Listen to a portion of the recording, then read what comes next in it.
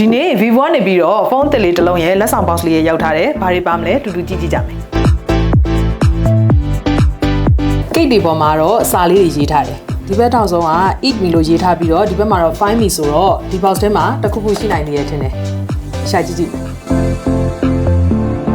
အော်ဒီအောက်မှာကက်လေးရှိသေးရပဲ။ကက်လေးတွေကဂျစ်စောကက်လေးဆိုတော့ဘာပုံတွေပေါ်လာမလဲစက်ကြည့်မယ်။ကက်ကိတ်စားရင်ဂျစ်စောဆက်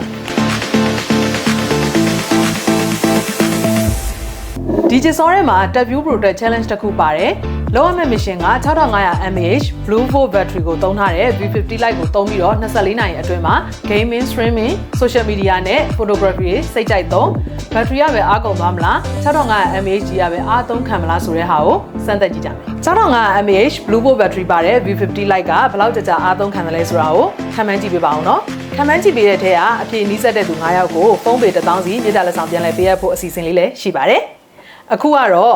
V50 Lite ကဘယ်လိုဖုန်းမျိုးလဲဆိုတာကို unbox လုပ်ကြည့်မယ်